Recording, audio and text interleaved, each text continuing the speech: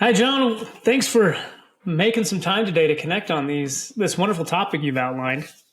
Uh, Pretty excited about it. We haven't talked a lot about average order value before, surprisingly, because Surprisingly. it is a very large piece of e-com where we both spend a lot of time, but it definitely lies more on your side of the equation. If you want to increase average order value with traffic, just increase your prices, but that might Right? decrease your conversion rate. But your AOV's there. Hey. But in talking through this with you, and one of the things you've mentioned, I think, in a lot of presentations, is a great analogy to AOV to kind of kick people's brains off in thinking through average order value. Is the advice you've heard before growing up, or maybe not, but I've heard it a lot. Never shop hungry, and when I do, it's not pretty. If I go to the store hungry, and Costco, I just eat everything, and then I end up buying everything as well. But tell us how you're bringing that analogy into AOV and into customer experiences on the website. Fair enough.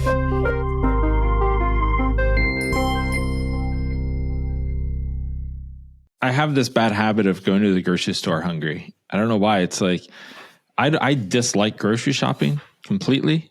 But if I get hungry and I go, then maybe there's some value. Like you said, if you're going to Costco, you get all the free samples. But really, I think the idea here is people who go with an empty stomach and they're hungry end up leaving with a lot more. Right. And they just load up their cart with everything that looks good. And it's a store owner's dream. Right. And, you can do the same for your e-commerce store. And this is what I want people to get out of today's episode. If you can identify these things that will make your shoppers, I'll put it in air quotes, you can't see it, but hungry, right, for your products so that they abandon their lists while they're on your site, why wouldn't you do that? Right. So there are tactics that you can deploy. Some of these are psychological. Some of them are just, plain easy to implement. But really, most e-commerce marketers just ignore this. They ignore the metric, number one. You hear about it from some e-commerce managers, perhaps. Folks do typically know their AOV, but you'd be surprised how many times I ask folks what their AOV is and they have to go look it up. They just don't know. But I think, the idea of this is really, instead of just driving more traffic and new visitors and increasing your customer acquisition costs, you really can draw more value out of the traffic you're already delivering by increasing your AOV. And you don't even have to touch your conversion rate, right? Yeah. I know that's the other thing. I mean, this is a metric that's on top of conversion rate improvement. So I want to share a few tactics, 9 to be exact, that you can utilize to motivate customers to buy more. So this is quite a few options just from a high level, like 9 options. There's got to be something for almost every single website out there for e-com in your list here. So I'm excited to chew through some of these. But other than like when you say hungry, I'm like, well, I would just sell food and then I would get more aggressive on my bids on Google like the hour before lunch and the hour before dinner. I love that idea. To get more traffic when they're hungry.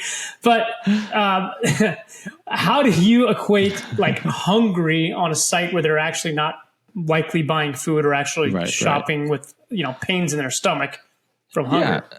Well, great. So we can put that analogy aside for now because this is where it starts to maybe get a little muddy. But the reality is what I mean is by you're considering your audience's needs.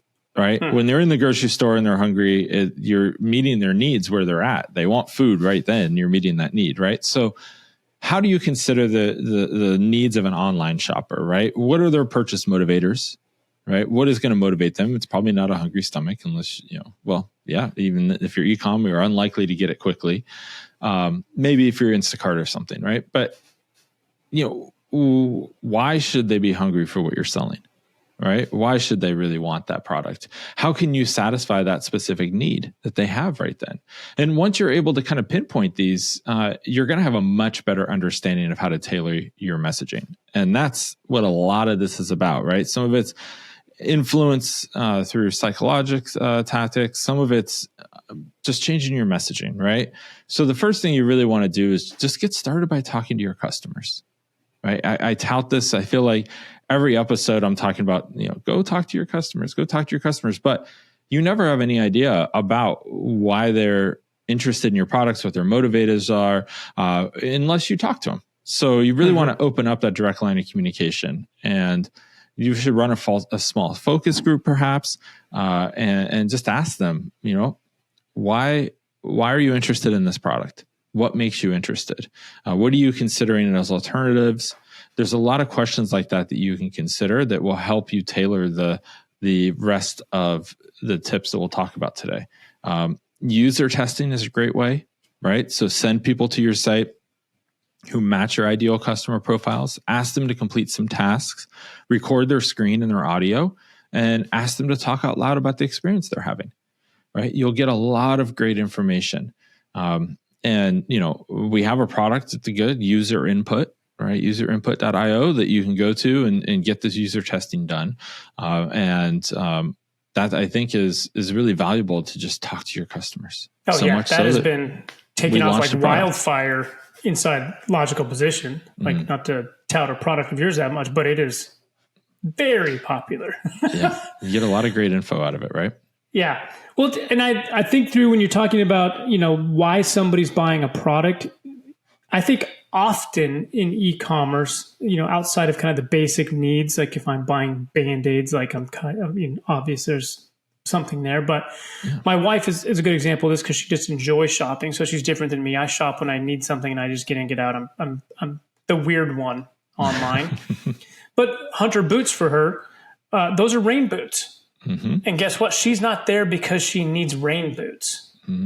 She's there because she wants the status of a hunter, or she likes the look, and she doesn't go walk in the rain. She drives kids to school, drops them off, doesn't get out of the car. Hey, now she might step in a puddle. Doubtful. But I go buy rain boots. She'll buy them in the summer, just because that she found one she liked or wanted it. But they were satisfying a very different need for her than just the actual use of the product. I think that's where many brands can get confused. Hunter's a big enough, fashion brand. They're probably beyond some of that. Yeah, we sell rain boots to keep people's feet dry. But growing up or starting that brand, you would have maybe thought you were selling rain boots to keep people's feet dry. Maybe that's where you started, but you became more than that. And there's different needs on your site then. So most brands, I think, if you're not doing that already, even if you're not even thinking about AOV, talk to your customers and like a conversation, not just an email, I think.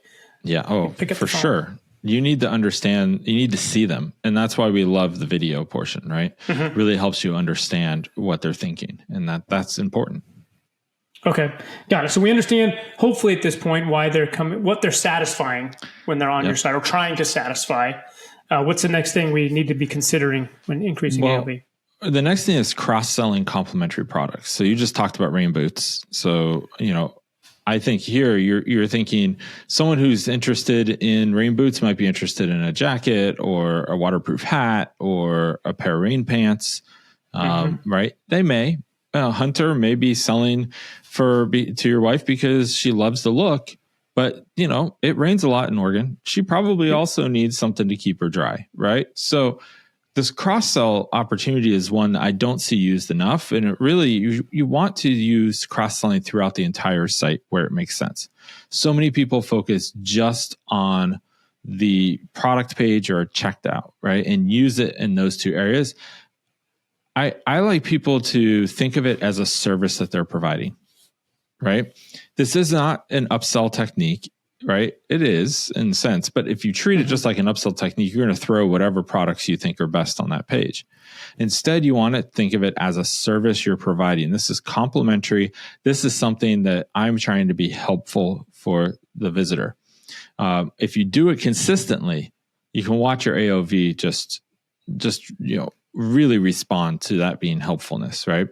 So how do you do this? Well, in addition to having it throughout your site, you also want to create bundles of items that really just make sense together. So if they'll need a reel, fishing line, and bait to go with that new pole, just don't let them forget it, right? Put all of those products together in a bundle. Now, a nice thing about bundles is it makes it easy. So that's being helpful, right? But you can also then kind of deploy another tactic, which don't often recommend, but you can sell a bundle at a bit of a discount over the products individually, right? The discount came out of Jon's mouth. I know, right? and so what I'm saying here is you don't overtly say it's 20% off. You say, it's a better deal if you buy all of these together right now. And that will increase your AOV, right? Yep. One way to find these is to look for trends in your order history. What are people already buying together that you hadn't thought about? What are their connections that you're missing, right? And let consumer actions tell you what bundles to put together. I guarantee you there's product combinations that you haven't thought of, but your target audience is buying together. So just look through that order history, identify the buying patterns, and use that to inform your cross-selling efforts. Now, one of the things you've talked about quite a bit before is reducing friction to checkout. Like they're there to check out or do something, so do that. So where's that fine line that you generally want people to be aware of in, like, I'm trying to cross-sell to get an AOV, and I could muddy the water too far to, conversion, that it just doesn't happen. Yeah, I think that's a great point. Obviously, if the more helpful it is, the less it's going to be an annoyance to the shopper, right? So really, that's why I focused there first. And I said, hey, you really need to be helpful with this. And that's how you should be thinking about it, as a service, right? If you're thinking about it as a service, your intentions will be correct and your customers will notice that. But if you think of it as, I need to stuff the cart as much as I can, they're going to be annoyed by that. And this is, unfortunately, the poor implementations I see most, where brands are just like, oh, you like these shoes? You probably want another pair of shoes. It's like, no. An upsell would be, oh, I see you're looking at a pair of shoes. We have these socks that are matching the same color. It goes well with this belt, etc. Right? So that's really how you want to be thinking about this, is how can you be helpful? So just check your motivation to a degree. Yes, you want a higher AOV. Yes, you want a higher conversion rate, et cetera. But if you start with, I just need to help people, they may say, no, that's great, but I'm going to make sure they understand what looks good together, because not people like me don't understand which socks go with which shoes or which belt. So yeah, it's a service. Providing a service for the Ryan Garrows of the world who can't match clothing. Yep. we need help. Got it. Okay. So you're gonna we're satisfying a need. We're going to be helpful in that process in making sure they understand what else could go with that in an upsell scenario. Right. And so, what are there other ways we can upsell beyond just trying to be, I guess, helpful? So the next on the list is upselling an upgraded item, upgraded version. What I mean by that is, when you're buying coffee filters, you could offer the 50 pack. And when next to it, you could say there's a 150 pack. Right. So I use this example because I got hit up with this and fell victim to it. And I say fell victim, but like they got me because it made sense. I make coffee almost every day at the office. I need coffee filters. 50. Yeah, sure. Okay, great. That's what I went there for. But I saw for $5 more, I could get 150. So now, mind you, that the 50 pack was like $10. So I was getting 3 times the amount for $5 more. And it just made sense financially for me to do it. But also it was a convenience factor, because now I was like, you know what? I'm not going to come back here and order this in 50 days. I now at 150 days. That's more time savings for me. I'm saving money and I just don't have to think about it again. Done. Right. So a lot of people think an upsell needs to be a bundle, et cetera. What I'm here to say is an upsell could be an upgraded version of the item, right? So you could also upsell with premium support, something of that sort, right? Depending on your product, right? Now, assembly service. Right? In the coffee filter scenario, though, you now don't have to come back and buy again. So your lifetime value changes. And there could be, in theory, a risk that you forgot who you bought from 3 months because you were buying a 1 month supply, and then 3 months later, you're like, I don't remember who I bought them from. I got to go search coffee filters again. Right. And the solution to that, a lot of people will use subscriptions, right? Yep. Okay. So I think that's a good opportunity, but it does not increase your AOV necessarily to have a subscription. And that's what we're talking about here. So if you're a product that is a recurring use product, then yeah, you probably want to go the subscription route, or make sure that your email is dialed in, right? So you're getting back in touch with them. Or, in what I love to see lately is a lot of even Amazon sellers are doing this somehow, that are fulfilling their own orders. They're putting in like a little flyer or business card size thing that's like, hey, when you're ready to reorder, here's how you do it. Right? Here's a QR code. Our website. Yeah, right. It's illegal per Amazon's terms. From Amazon's perspective, I agree. But I actually appreciate it because, and I even brought that up because the filter company did that. And so I'm not going to name any names. I don't want to get kicked off Amazon. But what I'm going to say is they did that. And I actually just left the little business card size thing with the filters. And when I needed more, I can just snap the QR code and be right there. Yep. I like it. Okay. So upsell a better version or different version, more expensive version of the product. Yeah. All right. Next is to amplify social proof throughout the entire customer experience. So everybody knows social proof works, right? It's not a secret, but there are ways to use it to increase AOV. I mean, obviously we tend to trust our peers more. When Ryan has ice cream and it's like, you got to try this flavor of ice cream, I'm inclined to try it more than just seeing it on TV in a commercial, right? Or maybe wine. Maybe wine. Yeah, that's we probably should use wine as examples. Yeah, that's fair. So, which we need to get that wine tasting on the calendar soon. We do. Here's some ways to think about this, right? First of all, highlight customer reviews and testimonials. Pretty simple. Get the social proof on your site. Okay. Include earned media from recognizable brands. Now, this is more than just putting the logo of, the morning show or whatever you want to call it on your website, right? Actually include the clip of when you were on that morning show with you talking about the product. What happens, we found, is that a lot of brands will just include the logo of the magazine they were in or the TV show they were on, whatever. And then everyone just assumes without any proof that you advertised during that show or in that magazine. So if you are truly featured, prove it. Show me the snippet, show me the quote from it, show me a video of you on the show, etc. This is really common with Shark Tank. A lot of companies who are on Shark Tank will inevitably use social proof that they were on Shark Tank, and it does increase conversions and social proof. And average order value. So another thing you can look at here is certifications and trust badges. So I know we've talked about this quite a bit, but social proof throughout that customer experience, not just in the checkout, will help increase AOV. Now, do you just put that social proof next to a bundle or an upgraded one to get them to consider a different product or add more stuff to it?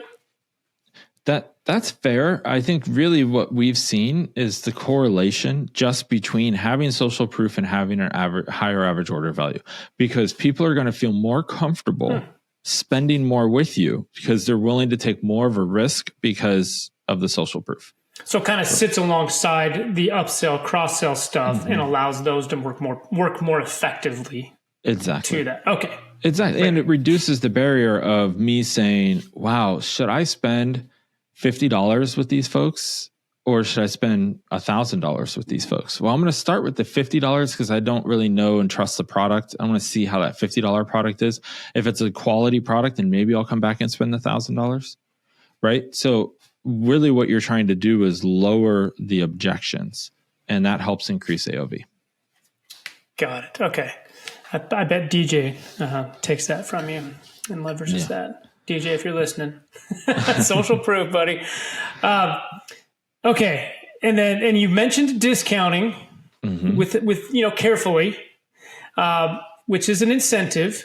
And that's your next point here is incentivizing without devaluing, which means you have to be careful about your incentive. Yes, you really have to be smart about it, right? So if you just rely on an offer that promises a massive 25% discount, honestly, you're just going to hurt your AOV in the long term, right? You may get people to come in, but it's just not going to work. So there's some good examples out there of this, though, right? How to incentivize. Nordstrom is known for doing this amazingly well. They're known for not just their pricing strategies, but their free gifts. All right. I don't know how many times I've bought something at Nordstrom, I get a free gift, or every single time my wife buys any cosmetics at Nordstrom, she comes home with free gifts. Mm-hmm. And it's interesting because we all know what Nordstrom's doing is they're giving away samples that they already would receive for free from their distributors. And they're packaging it up and they're making it a cool message around how they're going out of their way to give you something special. And it works. So there's a few ways that you can do this. So you can incentivize without devaluing your brand by offering a free gift with purchase at a certain threshold, right? You're not doing a discount. You're adding value. Again, it's the old adage I say quite all the time. Add something, don't subtract. So the first step, the easy button, everybody subtracts dollars or percentage. If you can't do that, let's play the game of constraints. You no longer can subtract to add value. You have to actually add to add value. Mm-hmm. So what do? Free gift with purchase. And you set a threshold. If you spend over $99 or over $100, and maybe the best thing to look at here is what is your current AOV? If your current AOV is $90 and you want to get it to $100, set that threshold at $100 and watch you reach that pretty quickly. Set up a loyalty program. This is a good one where you build points. People can come back and use those, but you're gaming the system, right? This is what airlines do all the time. It's not uncommon that I will, instead of, I'm diamond on Delta because I flew so much last year. But here's the thing. Like, I know I'm going to get bumped up. If I buy an economy class ticket, 100% of the time, I'm going to get bumped up to Comfort Plus. But if I get bumped up, I don't get the extra miles for doing that. So I'm going to lose my status. So instead, I just pay for the Comfort Plus, even though I know I'm going to get it, because I want the extra miles and et cetera that come with me paying a little bit extra for it. And so that loyalty program aspect just works. And I'm locked in. I only fly Delta because of the status. So the program works in multiple ways. And then, even giving a buy one, get one free deal on certain products, it can work extremely well, right? So again, it probably costs you less to give a product away than it does to discount. And it certainly costs less in the mental aspect for your visitors around how they think about your brand, right? Because now they're not going to think of you as a discount brand. They're going to think of you as, oh, I'm getting something free. Like, this is cool. Mm-hmm. So on the BOGO, you would do something like, I'm looking at product A, it's $50. Mm-hmm. Would it be like a banner like, hey, right now there's a BOGO on our $75 products, where you buy a $75 version of that $50 and you're going to get something free. Right. Yeah. And again, Nordstrom does this all the time, right? They do where they offer maybe a 25 milliliter size of lotion, and then they offer 75, and they say, if you buy the 75, you get the 25 for free. Or if you buy a 75, we'll give you another 75 for free, right? So you end up getting double. But if you just buy the 25, you don't get anything, right? So they're really incentivizing you to step up. Now, the margins on those products have to be high for this to work for the retailer. But when you have a high margin product, especially a consumable, this can work really, really well. No, I agree. I think that's a good way to present that. All right. Okay, number next 6. point. Yes. So elevate your personalization. So this is product recommendations. Typically, we talked a little bit about this, but a personalized experience for your customers is just so effective. This is something that you really need to be thinking about. Now, it goes in line with what we talked about earlier. This is something that plays along the other ones, right? And it has the influence factor, right? So personalized offers based on their order history. This is an easy one. if somebody purchased organic dog food from you, they're probably going to love you notifying them about organic dog treats, right? So they want organic products, give them more organic products, right? But if you're going to recommend new products, you have to make sure they're relevant to the individual needs. And I think that's what's really important here is, again, you're doing a service. You're not just trying to sell more products. So think of it that way. Display frequently bought together recommendations. This one I see happen a lot. It's easy to automate this.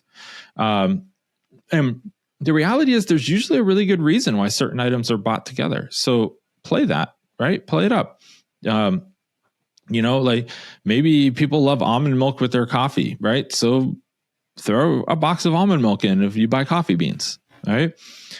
These type of recommendations can work out really, really well. So also use these to personalize email campaigns. This is one I see not happening often enough. If I buy a product, you know what I bought. And Klaviyo, et cetera, make this so easy.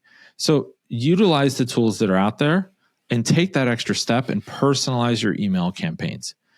Integrate these product recommendations into your email marketing strategy, and you will be helpful for consumers, and they will come back and buy more and buy a larger bundle, right? They're like, oh yeah, I need to go back and buy more of those coffee filters. But while I'm there, I see that they also have an offer for beans that I might like. Okay. I'm buying filters. It's obvious I'm going to need more beans eventually. So that's something that you could market, right? Yeah. And this technology is advanced enough that it's become very good. And I would think like maybe 5 years ago, it was a little younger.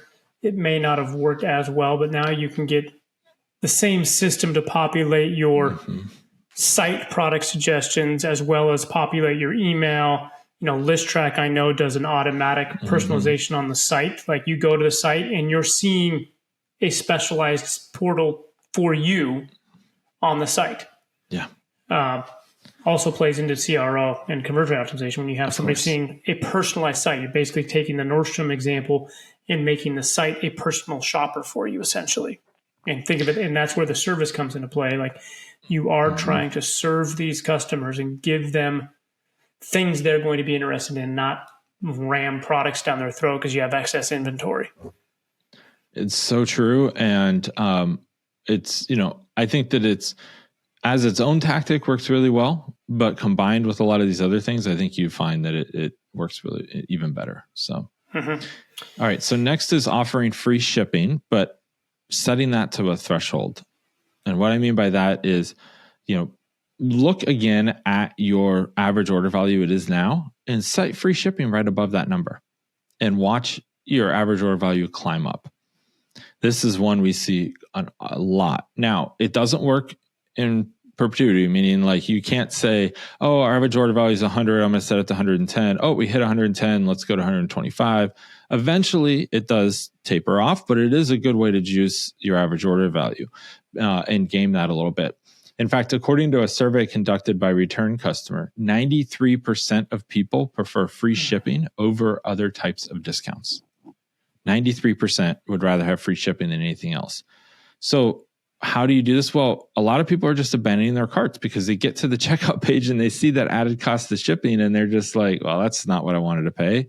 And so they leave. But you're able to help push people through that checkout and incentivize them doing so by setting that shipping threshold a little higher than your current AOV. So a great way to do this is Skims.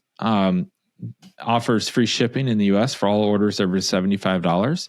If you go to their site, most of the items are under $70. So what happens is you end up having to buy 2 items to get free shipping. But then psychologically, you look at that and you say, oh, well, okay, so really, yes, I'm saving $5, but I'm also saving whatever the shipping cost is. I might as well put that to the new product. And then you start doing the math and you're just like, yeah, I'm getting basically a deal. And so consumers look at it that way. It kind of psychologically turns from a offer of free shipping to now I'm getting a value, right? Because I'm getting this other product for less because I'm not having to pay for shipping. Yeah, that $5 shipping is a sunk cost. I have to pay that if I want the product. Right. Yeah. So, and then a survey conducted by ComScore and UPS found that 52% of Americans will add items to their cart to meet the required amount to be eligible for free shipping. 52% will do this. So if you think 93% prefer free shipping over any other type of discount, and then 52% will actually take advantage of it, that's a hell of a way to boost your AOV. Yeah, and I get into the shipping conversation a lot because it's a frustrating thing for e-com business owners because they're paying for shipping regardless of what the site is doing. There's no way to get around UPS, FedEx, USPS. They're going to get paid. They don't offer free shipping. Funny enough. And a lot of companies are stuck in the old way of thinking through shipping maybe 10, 15 years ago, where, hey, I have a really good UPS rate. I am marking up my UPS rate to make that a profit center for my business. And then they get addicted to that and say, oh, well, that's our revenue. We can't take it away. That company will likely be drastically smaller 3-4 years from now because people are not going to accept that. They're going to become more and more familiar with how much things cost to ship. And they're going to start shopping you if you have shipping charges on your site. And it gives you the opportunity to pay for a click, get them to the site, get them to go to the cart, get pissed, go back to Google, find a competitor. And when you look at Google Shopping, which is still for most of you brands listening, one of the best ways to get new visitors to your site, Google's algorithm favors lowest total cost. So it doesn't care if your widget is $100 and your shipping charge is $10, but somebody is selling with free shipping a $105 widget. They have a lot of benefits on the site or on Google in beating you in shopping because their total cost to purchase that's $105 versus your $110. And so it's better for you when it comes to shipping. Find ways to give free shipping, even if you have to increase your pricing a little bit. Be smart about it by doing some research with your competitors. But I am 100% into that 93%. Like, I hate shipping charges. And I have ownership in a shipping company. Like, I know people pay for shipping, but as consumers, we don't want it. And so you have to find how to make that math work for your brand, but show customers free shipping. That's great. That's great. So number 8, the next one is leveraging limited time offers to create a sense of urgency. So there's a great study out there by Psychology Today, and it found that people's fear of missing out tends to press them to the purchase button more than an immediate need for a product. So FOMO is massive for me too. FOMO is real, right? So, but look, I want everybody to keep in mind that limited time offers don't necessarily mean having a flash sale or offering discounts over a period of time. I think the easiest and smartest way to think about this is fast food. Look at how McDonald's and Burger King do this. And it's really interesting. Some items that McDonald's sells that are really popular, like the McRib, or Burger King has chicken fries, when they don't do it year round. They come out at certain times and it makes the news. It's like free PR for them. Like, oh, the McRib's out, better go get it. Or, hey, we have our Shamrock Shake, and you're just like, what is going on here? Why do I care that they have this special? And why is it such a big deal every year? But customers tend to flock to the store to get it before it runs out. All right. And so I think that that's something to keep in mind, that limited time offers they're not intended to increase order values for long durations, but they do work. So if executed correctly, align it with your low season, and it will help give you a boost when you need it. So urgency and FOMO is real. You should use it, but use it in the right way and think about when you want to play that card, because you can't continually play it. Yeah, you can't go going out of business every weekend. And have that work. Unfortunately not. Yeah. Got it. All right, and if you 9. have to use a pop-up to do it, it's probably not a good limited time offer. Agreed. Just generally speaking.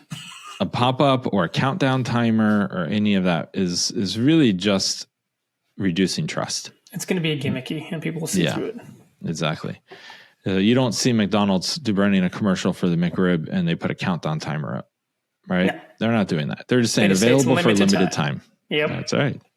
Because they might sell it out in a month, or it might take them a month and a half, but they're not going to put an end date on it. Yeah. That's why you want to get there right away and get it. Yep. Right. All right. Number 9, don't ignore the power of a post-purchase offer. I think too many people miss this one, so I want to make sure we call it out. But, there's this, right when you do a purchase, there's this like euphoric moment of like, okay, great, I got what I needed. I'm excited about it. Can't wait for it to arrive. The post-purchase regret hasn't set in yet that everyone has, right? It comes later, not immediately after you purchase. So take advantage of that high that happens right away by offering discounts, bundles, incentives to customers who have already made a purchase. You can encourage them to continue shopping with you. There's some great options out there that will say, hey, turn this into this bundle and you save money. Right. Or, hey, you know what? If you add this, add $5 more to the cart that you just went through, and we'll throw something else in, or add this other item and we'll ship it overnight for free. Right. So there's a lot of options there that you can do, but you want to personalize your offers. Right. So things we've already talked about, make it relevant. You want to make sure you time it up appropriately. So I wouldn't say following up post-purchase right away via email, but doing it on site right away works well. And then maybe you could follow up in a day after the purchase with the email, but probably wouldn't go much more beyond that. And thirdly, make it easy to redeem. Right, a lot of these post-purchase checkout tools that are out there and plugins that allow people to add on to the order before it's fully been processed, they work really, really well. They make it easy because it's one click to add this extra item in. So it's a great way to increase your AOV. Yeah, I actually love that one. It's one of my favorites because it's so often overlooked. Yeah. And when you can, again, you're serving with it. You can't just throw something against the wall and like get them to do something. But if it's considered and it actually makes me as a customer be like, that does make a lot of sense. Yeah, I should put that in there. And, have somebody highlighted risk-free money back. If you don't like it, don't worry, but put this in because we think it's going to complete the look. That's a great, easy one in fashion. Like you bought this, you're going to like this. We know it. And you should try it. And I want to remove every barrier. That's where you pay attention to John's other CRO things, like all friction gone. If I click a single button and I can have no regret because I can just return it risk-free, free returns. There you go. I would have very little reason not to be like, okay, that makes sense. Because again, it's that high. Take advantage of it. Okay, so we had 9 points, John. So, and anybody listening here, I guarantee there's something in there you can be putting to work on your site very quickly to see some of these increases in AOV. Yeah. We started with, you've got hungry people on your site, hungry for your product, maybe not hungry physically, but find out what it does. So that's just talking to your customer. And if you haven't done that before, just stop the podcast, go do that now. Just pick up the phone, go face-to-face with somebody and talk to somebody that's a customer already and find out why they bought and what they like about your stuff. Sell cross-sell complementary products. You can upgrade or upsell to a different version of a product on your site that has a higher AOV, hopefully. Social proof needs to be everywhere through the process, not just in one specific spot, but make sure people know that you are a trustworthy brand, that people like your products. Don't discount. Find ways to incentivize without taking away. John has already told you, you can no longer subtract. Now you have to get creative and find out how you add to add value. Yes. No more subtracting. Elevate your personalization and product recommendations. This is just going deeper with your customer if you can find ways to really be that personal shopper for them. Avoid cart abandonment by offering free shipping. So free shipping can be such a powerful lever when done right. And it might take some time and testing to make it actually what's going to work for you. But there's almost all of you listening can make an improvement to what you're doing with shipping. Limited time offers, you can create some urgency. Think about McDonald's McRib. It's just limited. There's no countdown timer. There's no gimmick. It's just, we have this much of them and it's limited, and make it specialized for your company. And then post-purchase, make sure you're taking advantage of that high. Once they've clicked buy, you now have a very excited human with a lot of those fun dopamine things running through their brain. You can get them to push another button and complete the order that's going to actually make them happier, or it should, and make them enjoy your products more. But take advantage of that. And there's some easy plugins that can do that no matter what platform you're on. Awesome. Great recap. Thank you. Yeah, that was a cool one, John. It's something we definitely hadn't hit on enough, I think, in what we talked through. Awesome. Well, I'm glad that you found some value in it, and I appreciate you chatting with me about it today. Yeah. And somebody should send us an example of one of these they implement and the AOV increase, because I'd love to see some examples of one of these or two of these implemented on a site and the data they got out of that. That would be amazing. Yeah. Yeah. We'll call you out on the podcast. Boom. Perfect. Thank you, Ryan. Thanks, John.